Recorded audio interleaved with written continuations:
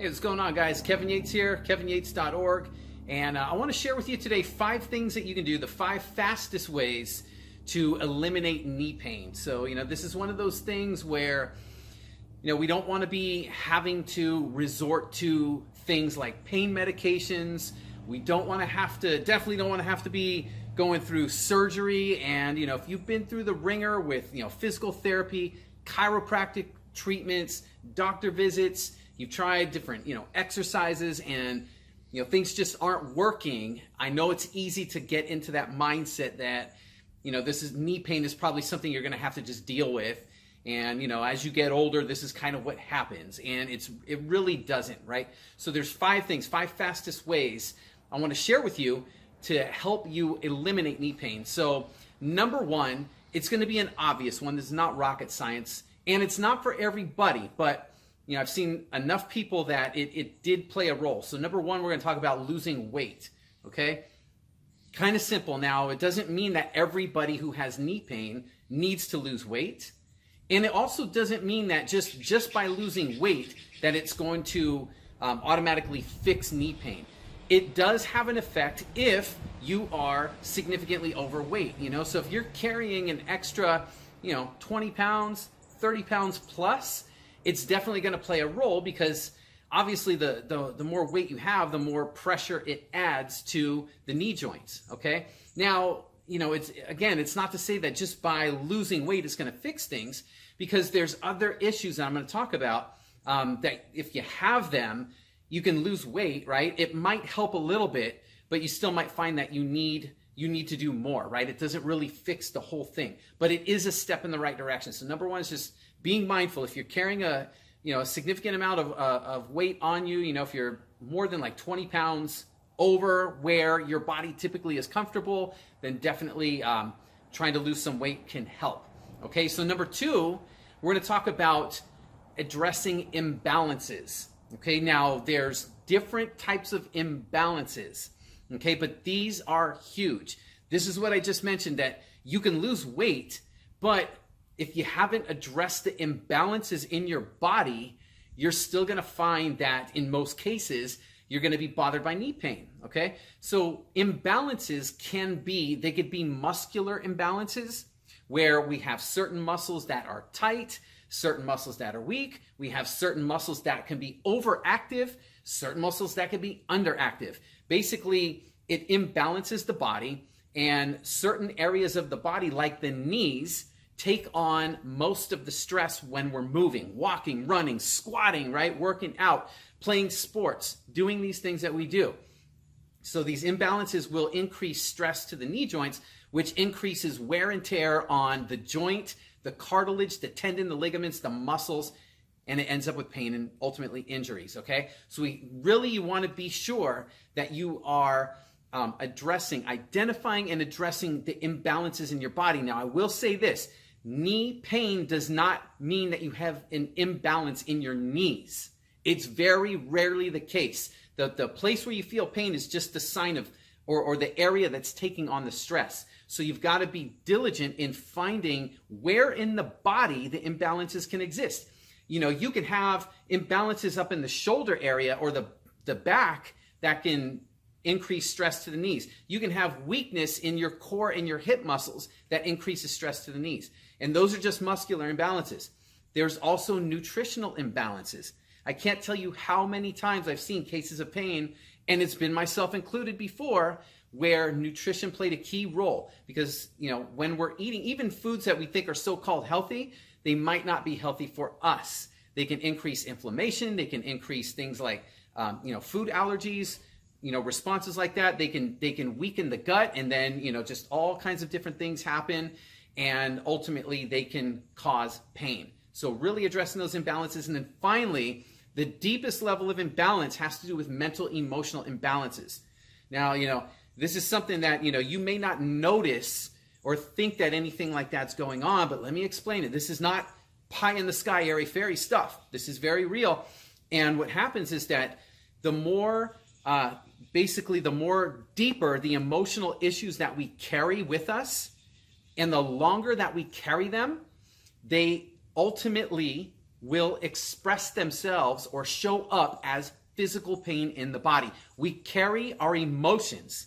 When we hold on to certain emotions, we carry them, and they basically create tension and imbalances in other areas of the body, and they will show up ultimately as pain. So it's really three things we got to be aware of: muscular imbalances, nutritional, and mental emotional imbalances as well, okay? So that's number two. Number three is we're going to talk about gaining strength.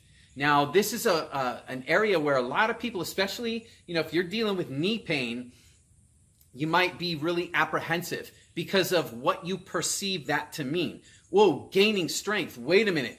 I don't want to lift heavy weights because it hurts my knee. I can't put a heavy bar on my back and squat, or I can't, lift things that are heavy.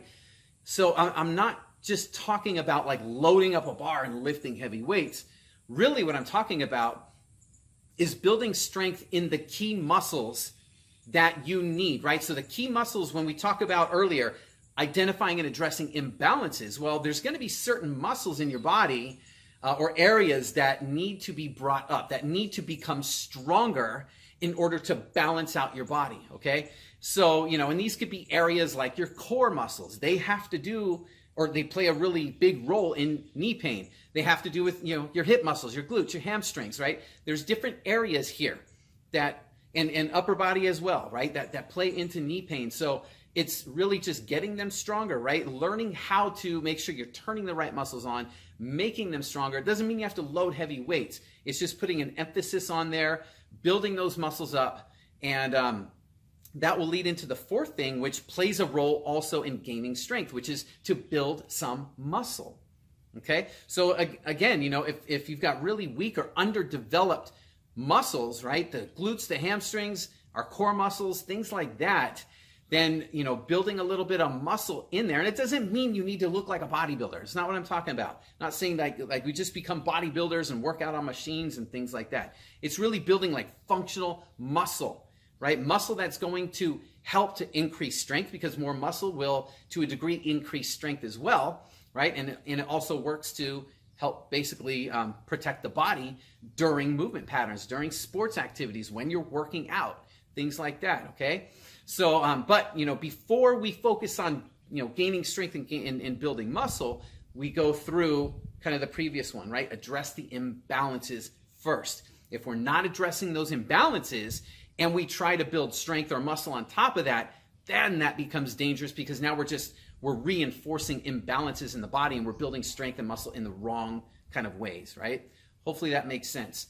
All right, and so the fifth and final, choose the right exercises. Now, this is super important because, and I've seen this over the years in rehabilitation clinics.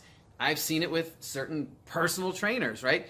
Doing these exercises that have no place in a knee pain program or a knee rehabilitation type program, right? What we want to do is we want to take the exercises that are going to give you the best bang for your buck. So think about how you move in your everyday life, right? You're not sitting on a machine doing leg extensions, right? You're not laying, on your stomach in some machine doing a hamstring curl, okay? Those are typically exercises that are not going to do much for your knee pain and may even make it worse. So we want to look at how these bodies of ours are built to move and built to perform. And that means feet on the ground, right? Real movement patterns, squatting type patterns, deadlifting. We want to be, doing loaded carries, different ways of just, carrying different objects.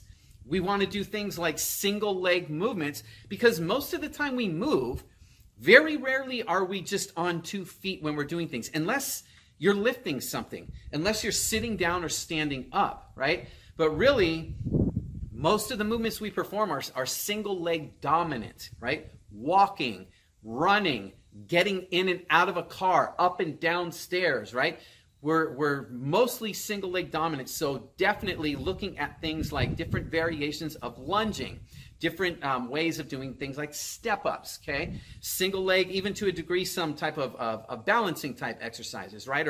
Or hip thrusting and bridging, and all of these different ways that we can incorporate single leg type movement patterns in a way that will carry over into the movements that we perform in everyday life. Okay, so it really should just kind of mimic those types of movement patterns. All right, so that's it. That's 5 ways, 5 fastest ways to eliminate knee pain. Hopefully that use one or some of these, but just kind of take them, work with them, see what you get. You don't have to do all 5 at one time, right? But hopefully that this helps you out. So if you have any questions, comments, feedback, go ahead and type it in down below. And in the meantime, if you have any questions, also let me know. I think I just said that. So I'm going to be taking off, and that's it for me now. And until next time, take care, and I'll talk to you soon.